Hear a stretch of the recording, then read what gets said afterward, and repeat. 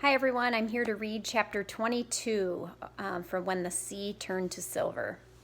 Yashan's laughter echoed across the empty courtyard. Pinmay craned her neck to see if the guards would follow them, but all she saw was a mist of snow. Perhaps the guards would think they were a dream. When they passed a second courtyard, Bai Ma slowed and Lady Meng looked up into the sky. Yashan and Pinmay followed her gaze until they finally saw what she was looking for. A small black dot circled above them.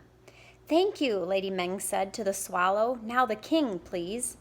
The swallow led them to another empty courtyard, then over an arched stone bridge of the same color as the frozen water beneath. Bai Ma's steps made a hollow, mournful echo, and when the swallow stopped in front of a red carved door, they heard the unmistakable sound of weeping. Lady Meng hesitated but pushed open the door. They were in the throne room. Even though they were out of the wind, the room did not feel much warmer, and Pinmay was surprised by its starkness. The row of windows cast a cold, white light, making everything within look like a shadow puppet. A tearful queen was being led out of the room by frozen-faced women, and the king sat stiffly on his throne, his eyes fixed on a paper clutched in his hands.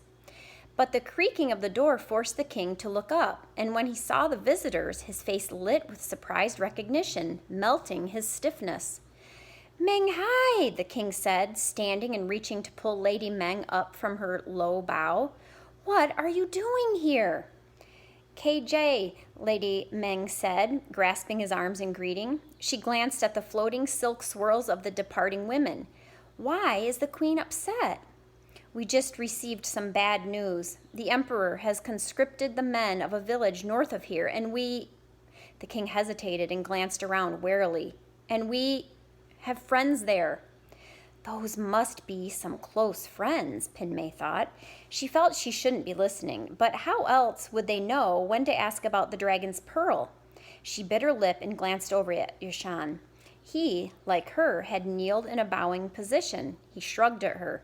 They were unnoticed and forgotten, but this was not the time to interrupt. "But it matters not," the king continued, shaking his head as if to clear it. His face took on an expression of alarm. "You must not be here. Meng Hai, you must leave right away." "Leave?" Lady Meng said. "I cannot leave until I know what happened to Wan. Tell me, how did he die?" "He's dead?" the king gasped. "I thought the emperor took him to work on the vast wall." "The vast wall?" It was Lady Meng's turn to gasp. "Why was Wan working on the wall?" "You did not get my message?" the king said. Lady Meng shook her head. The king looked around again at the room, empty of all except them, and beckoned her closer. "Your husband was right about that meeting of kings. He said the Tiger King could not be trusted and insisted on going in my place.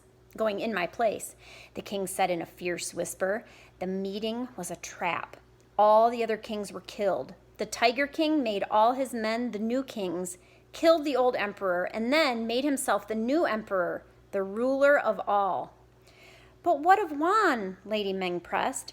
"Wan was not killed," the king said. "For some reason, when he reached Wan, the Tiger King dropped his sword, grabbed your husband by the collar, and ripped his shirt.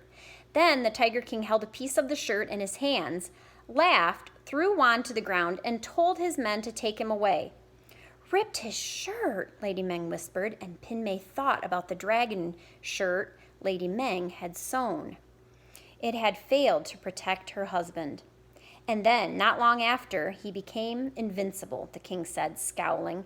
"The Tiger King had always been a fierce warrior, but suddenly swords bounced off him and he could toss trees."